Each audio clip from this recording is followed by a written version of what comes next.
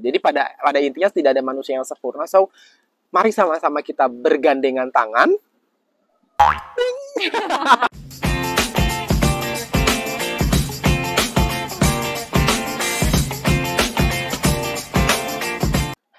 Assalamualaikum warahmatullahi wabarakatuh. Halo, selamat pagi semuanya teman-teman YouTube. Apa kabar nih yang udah pada nunggu konten Wendali Vlog kapan lagi nih muncul lagi di YouTube? So this is that time gitu, akhirnya datang lagi. Dan momennya juga pas banget karena sekarang aku lagi tertariknya sama pendidikan inklusi. Dan kebetulan ini di take sebelum tanggal 3 Desember, which is tanggal 3 Desember itu diperingati sebagai Hari Disabilitas Internasional. Hari ini aku bakal ngobrol, ya of course kalau ngobrol tuh nggak sendiri. Aku bakalan ngebawa dua anak aku tercinta, dua putri-putri cantik aku tercinta yang mereka of course punya pengalaman hidup yang nanti mungkin sama-sama bisa di-sharing sama teman-teman semua terkait Hari Disabilitas ini sendiri gitu. Hadir bersama aku pada kesempatan kali ini yang pertama ada Haifa Rosaplila. Haifa ini adalah Putri Bumi Siliwangi 2022 yang juga menjabat sebagai Duta Kesehatan Bumi Siliwangi 2022, dan diikuti dengan adiknya nih penerusnya, ada Berliana Indra Lestari yang merupakan Putri Bumi Siliwangi 2023 yang juga melanjutkan tahta Duta Kesehatan Bumi Siliwangi 2023. Kita bertiga bakalan ngobrolin tentang bagaimana sih treat kepada orang-orang atau teman-teman kita yang punya keterbatasan atau disabilitas. Video ini mudah-mudahan juga bisa mengedukasi teman-teman yang ada di rumah, orang tua yang selama ini komen di bawah. Bapak Ibu, saya tuh membaca komen Bapak Ibu semua yang mengatakan bahwa punya anak disabilitas, terus kemudian terbantu dengan channel ini karena sharing-sharing terkait keilmuan di bidang disabilitas itu. So I'm so happy kepada Bapak Ibu semuanya. Kenapa so happy? Karena sebagai orang tua tuh nggak mau berdiam diri tapi mau terus belajar. Dan mudah-mudahan sedikit banyak nanti video ini bisa memberikan juga insight kepada Bapak Ibu semua sehingga bisa diambil poin-poin pentingnya. So, langsung saja kita hadirkan mereka untuk ngobrol bareng aku. Wush! Langsung nih ya, simsalabim langsung ada dua putri cantik di sebelah aku ya. Di sebelah kiri ini ada, boleh kenalan kali, Neng. Langsung. Oke, halo teman-teman semuanya. Kenalin, aku Haifa Rosaplila, juga sebagai Duta Kesehatan Bumi Siliwangi tahun 2022. Duta Kesehatan Bumi Siliwangi nih. Sebelahnya adiknya nih. Halo teman-teman semua, aku Berliana Indra Lestari, Duta Kesehatan 2023. 2023. Jadi di sini sudah ada Duta Kesehatan Bumi Siliwangi 2022 dan 2023. Nah, putri-putriku tercinta, bahasanya putri-putriku tercinta nih. Jadi peringatan Hari Disabilitas Internasional 2023 atau yang tiap tahun sudah diperingati ya setiap tanggal 3 Desember gitu, kayaknya rutin gitu. Dan ini tuh adalah internasional. I mean secara dunia, secara global itu sekarang mereka sudah lebih aware terhadap hal-hal yang berkaitan dengan disabilitas, dengan inklusivitas gitu. Nah, untuk sudut pandang kalian sendiri, gimana sih memaknai Hari Disabilitas itu gitu? Hari Disabilitas itu peringatan untuk apa sih gitu? Merayakan apa sih gitu? Boleh mungkin silakan dari Haifa dulu. Oke, mungkin kalau dari Haifa sendiri ya, untuk Hari Disabilitas itu kan kita ini ya kayak mengetahui tuh kalau misalnya Hari Disabilitas itu untuk teman-teman semuanya nih yang mungkin memiliki keterbatasan gitu ya. Iya, kekurangan dan sebagainya gitu kan ya Bang. Nah, kita nih sebagai teman-temannya juga kita harus bisa merangkul teman-temannya gitu. Jadi kita harus bisa memberikan apa ya, kayak biar mereka tuh ngerasa kalau kita tuh ada nih buat mereka gitu. Bagaimana sih cara kita tuh men-treatment mereka gitu, cara kita merangkul mereka, seperti itu sih Bang. Oke, kalau dari Berli?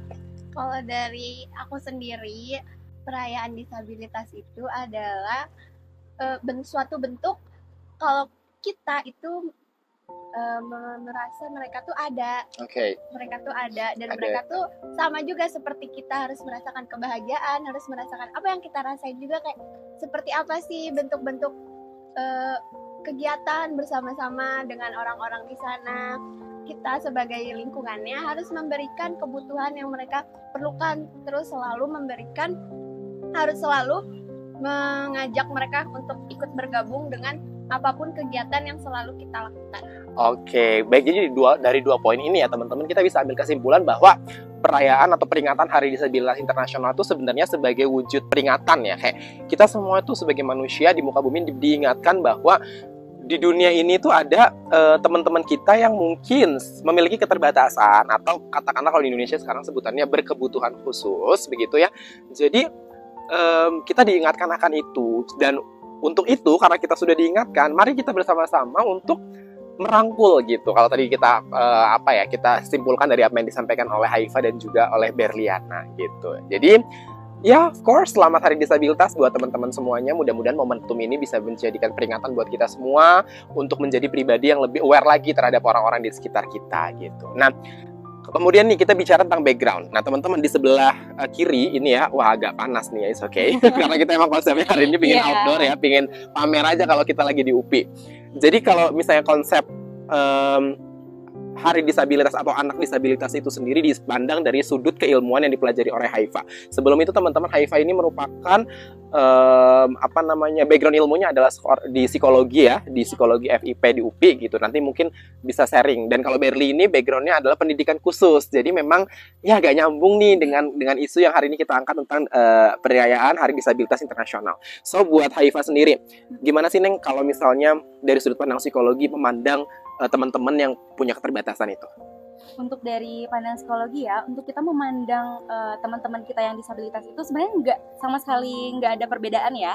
Kita tuh sama gitu semuanya, karena kan walaupun misalnya ada keterbatasan gitu, kita sebagai temannya juga, lingkungannya juga, kita harus bisa nge-treatmentnya tuh sama aja gitu ya Bang ya. Kayak oh misalnya nih ketika ada teman kita yang disabilitas, caranya gimana sih nge-treatmentnya gitu, caranya gimana sih kalau misalnya buat berkomunikasi dengan mereka gitu. Nah kita nih sebagai mungkin dari psikologi ya, kita harus tahu juga ya posisinya gitu ya, kayak harus tahu juga gitu ini tuh treatmentnya harus seperti apa, karena kan kalau disabilitas itu banyak ya Bang ya. Oh betul.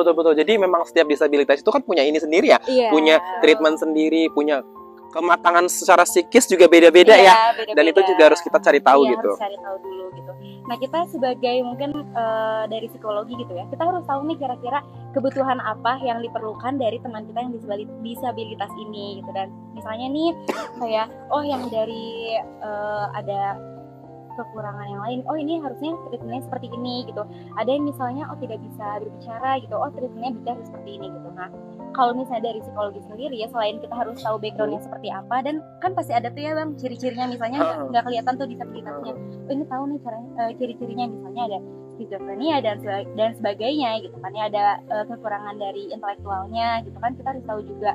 Nah caranya mungkin untuk mentreatmentnya itu ya kita harus tahu juga caranya seperti apa. Terus misalnya nih kita harus tahu posisinya dia tuh kalau misalnya tantrum seperti apa, kan kita harus mengerti ya Bang ya. Kita harus ngerti dulu nih posisinya, terus caranya gimana kalau menenangkan. Terus kalau misalnya nih dia tuh pengen menyampaikan sesuatu tapi susah, tapi nggak sampai. Nah, kita dulu nih, karena teman-teman di sini pasti sering banget yang ngalamin, apalagi kalau di channelnya Abang ini isinya itu kan orang-orang yang pada concern dengan dunia yang diambil Berli nih, terkait dengan anak berkebutuhan khusus yang tipenya B, tunarungu gitu. Dan tunarungu itu kan hambatannya emang susah banget untuk komunikasi, karena mereka tidak bisa berkomunikasi dengan baik menggunakan verbal begitu, makanya menggunakan isyarat. Masalahnya anak-anak kecil itu kan belum terbiasa dengan bahasa isyarat, yang kemudian ketika mereka menyampaikan emosi itu nggak sampai. Misalnya mereka ingin A nih, tapi orang tua atau kita nih sebagai orang yang ada di sekitarnya, kita nggak mau B bukan, mau C bukan, mau D bukan, mau apa. Akhirnya itu yang bikin tantrum gitu. Betul. Dan hal-hal yang seperti itu yang harusnya kita tahu gitu, bahwa ternyata setiap disabilitas atau setiap kekurangan itu punya cara penanganannya sendiri-sendiri, dan kita sebagai manusia ya harus aware gitu ya Neng ya. Iya betul, jadi harus tahu gitu ya, harus tahu juga cara menenangkannya seperti apa. Gitu. Luar biasa. Mungkin harus lebih sabar juga ya Bang ya, karena kita kan harus tahu kita yang harus lebih mengerti, harus lebih mengerti caranya dia berkomunikasi, terus caranya itu mau apa sebenarnya kayak gitu. Harus lebih mengerti tapi tidak untuk mengasihani dong. Iya betul. Gitu ya. Kita merangkul ya merangkul bersama-sama. Kita move ke sebelah kanan. Di sini sudah ada Berli nih. Berli sendiri adalah nih, teman-teman harus tahu dulu nih, Berli ini memutuskan untuk ngambil kuliahnya adalah pendidikan khusus, dan ketunaan spesialisasi yang diambil tuh sama ketunaannya dengan apa yang aku tuh concern, yang kita semua di channel ini concern untuk lihat, yaitu terkait dengan pendidikan anak berkebutuhan khusus tipe B tunarungu. Kalau Berli sendiri nih memandang, dari sudut pandang keilmuan Berli, kenapa sih akhirnya memilih untuk PKH, tunarungu gitu?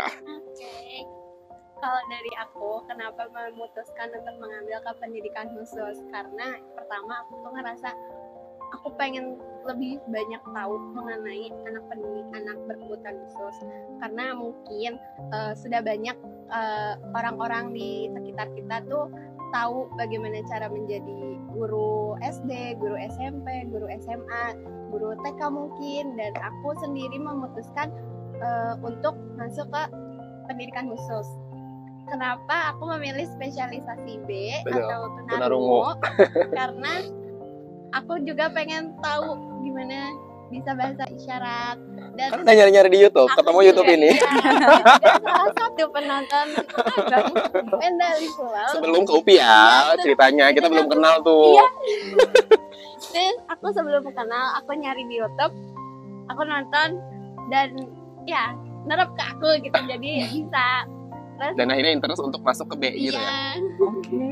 Dan ini juga jurusan yang keren ya. Jadi teman-teman nih kalau mahasiswa kan rata-rata banyak juga yang mampir ke channel ini cuma buat cari tahu itu sepertinya gimana sih treatment kepada anak-anak disabilitas. Sebenarnya teman-teman juga bisa belajar dari apa yang dilakukan oleh Berli gitu. Dan ini adalah profesi yang mulia ya. Menjadi guru itu profesi yang mulia, terlebih lagi kalau misalnya berani mengambil ranah PKH gitu. Aku aja yang nggak ngambil, abang aja nih yang tidak ngambil pendidikan khusus gitu ya. Ketika waktu itu 2016 dicemplungkan oleh kementerian untuk coba dong, Wenda kan matematika, coba dong ngambil matematikanya untuk berkebutuhan khusus aja, akhirnya jadi keterusan gitu. Dan itu tuh teman-teman di luar sana nggak usah ragu lagi gitu, silakan aja kalau emang udah passion di situ, silakan dilanjutkan gitu. Kemudian sekarang mau ke Haifa dulu nih. Sebagai mahasiswa psikologi, kalau Berliana tadi udah jelas pasti sehari-hari berinteraksi dengan anak berkebutuhan khusus gitu. Tapi dari kalian berdua apa sih pernah nggak berinteraksi dengan anak berkebutuhan khusus yang paling berkesan gitu? Selama kalian mungkin ya selama kalian hidup deh atau selama kuliah, karena pasti psikologi juga ada observasi ke situ dan PKH juga pasti ada ke situ.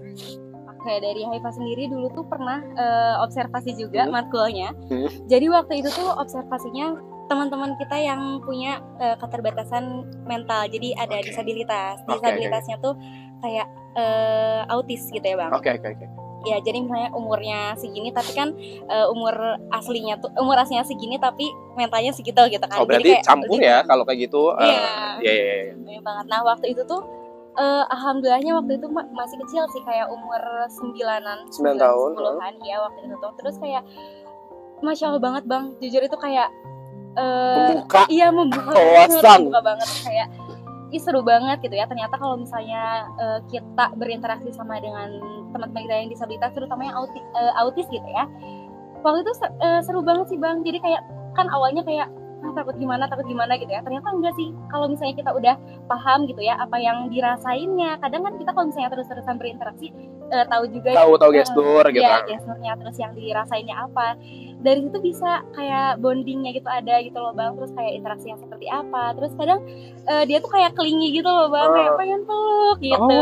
Okay. Tapi ngalamin momen tantrum ya nggak? Iya ngalamin momen tantrum kayak aduh harus gimana ya udah. Biasanya ini sih kalau misalnya udah nangis banget dan nggak bisa diem, dipeluk aja gitu bang, kayak gitu, ya maunya apa ya udah keluarin aja emosinya gitu. Jadi kalau mau nangis ya udah nangis aja, kalau mau teriak boleh teriak aja gitu. Treatmentnya begitu ya, jadi emosinya dikeluarin aja gitu. Betul. Jadi ya udah nggak usah ditahan, jangan nangis kayak gitu kan, takutnya jadi makin ini ya bang, pressure gitu. Dan ya. Jadi ya udah ketika dia udah mengeluarkan semua emosinya, kadang kan biasanya suka jadi tenang lagi. Nah ya udah, terus abis itu udah dicup-cupin ya bang. Udah terus kayak ya udah pengen peluk dan lain-lain. Udah sih dari situ itu benar-benar ngebuka hati Haifa banget gitu ya, ngebuka mata juga. Oh ternyata kalau misalnya kita paham gitu ya apa yang dirasainnya, terus kayak kita tuh tahu caranya nge-treatnya kayak gimana, itu tuh seru sebenarnya gitu. Dan itu tuh mata kuliah itu tuh sebuah kewajiban ya harus dialami anak-anak psikologi untuk menjadi lulus di jurusan psikologi terus ngalamin fase itu gitu. Kalau Berli nih sepanjang kurang lebih beberapa ya sekitar setahun lebih di dunia pendidikan khususnya menjadi seorang mahasiswa pendidikan khusus, apa sih Neng yang paling berkesan yang berkaitan berinteraksi dengan mereka? Semuanya berkesan. Karena aku selama menjadi mahasiswa observasinya kan udah lebih dari sekali 2 kali. Jadi bertemu dengan anak-anak yang beragam juga, dari tantrumnya, terus hambatannya itu tuh berbeda-beda semua. Jadi menurut aku semuanya berkesan. Ada yang setelah observasi kan kita tuh selalu waktunya pulang Iya. sampai waktu sekolah habis. Heeh. Ada yang Nggak mau pulang. tertarik sama aku gitu, jadi kayak ayo pulang. Oh, dibawa. Oh, dibungkus. Dibungkus teh Berlinya, nggak boleh ya sayangnya. Nah, kalau istilahnya mengalami kondisi itu, treatmentnya gimana nih? Mengedukasinya tuh gimana akhirnya? Ikut aja. Oh, ikut dulu. Oh, oke. Di sekolah itu ada orang tuanya, jadi orang tuanya kalau udah nyampe di orang tuanya, ibu gurunya di sini nggak ikut pulang gitu, nanti lagi. Nanti anaknya bakal tahu ya, karena iya. udah lihat ibunya juga. Iya, jadi udah. Oh, jadi gitu ya. Kalau yang belum tahu mungkin kaget kan, kayak, hah, nggak bisa. Jadi ternyata teman-teman treatmentnya nggak apa-apa, ikut aja dulu gitu. Nanti sampai dia ketemu dengan walinya atau kepada orang tuanya, nanti bisa untuk ya bahasanya diberikan masukan gitu, bahwa bu gurunya nggak ikut pulang gitu. Oh, dan di situ tuh kayak impresi yang apa namanya, abang dapat pada akhirnya gini. Oh iya ya gitu, bahwa ternyata selama ini kita cuma dengar teori bahwa ada orang-orang di dunia ini yang berbeda dengan kita tuh ada di depan mata kita gitu, bener-bener ada di depan kita, dan itu adalah keberagaman yang memang harus kita rangkul bareng-bareng gitu. Dari situ aku memutuskan untuk kayak oke, karena pemerintah udah ngajakin dan kamu punya keinginan dan punya dedikasi, yuk kita seriusin program ini. Waktu itu kita programnya adalah bikin buku. Ya udah, akhirnya bukunya jadi, dan jadilah sebagai pegangan untuk anak-anak belajar matematika gitu. Dan itu tuh berkesan banget karena pada akhirnya dari pengalaman yang awalnya cuman dijeburin, akhirnya menghasilkan sebuah produk yang luar biasa gitu. Thank you pemerintah yang udah ngajakin aku. Kayak gitu Neng ya. Jadi apa namanya, kita semua punya pengalaman di bidang kita masing-masing, dari ranah psikologinya, dari ranah PKH-nya, dari abang matematikanya gitu.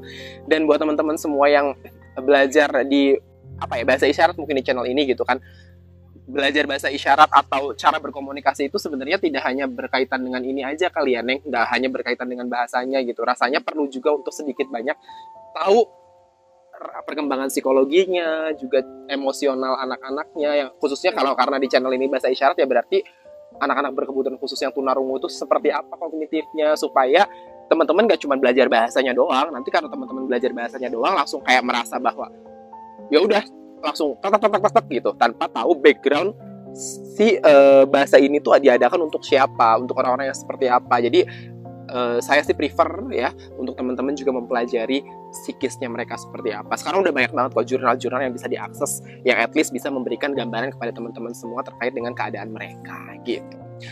Terakhir ya, karena rasanya kayak udah lama banget nih kita ngobrol ya, udah panas juga. Terakhir, closing statement dalam peringatan Hari Disabilitas Internasional yang mungkin bisa disampaikan sekarang, mungkin dari Berli dulu kepada teman-teman semua di luar sana. Oke, jadi dari aku, kita semua tuh sama, kita semua beragam, dan kita tuh harus merangkul mereka semua, dan mereka tuh ada, bukan untuk dibeda-bedakan, bukan untuk dikasihani, tapi kita memberikan kesempatan serta fasilitas untuk mereka agar bisa berkembang bersama-sama dengan kita. Oke. Kalau dari Haifa? Oke, dari Haifa sendiri mungkin selamat Hari Disabilitas untuk semuanya. Buat teman-teman nih yang mungkin merasa ada di disabilitasnya gitu, di lingkungan disabilitasnya, jangan pernah merasa terkucilkan gitu ya. Jangan pernah merasa beda, karena kita juga semua sama. Terus kita sebagai lingkungannya harus bisa merangkul, harus bisa ya udah kita sama gitu ya. Apapun itu kita semuanya sama.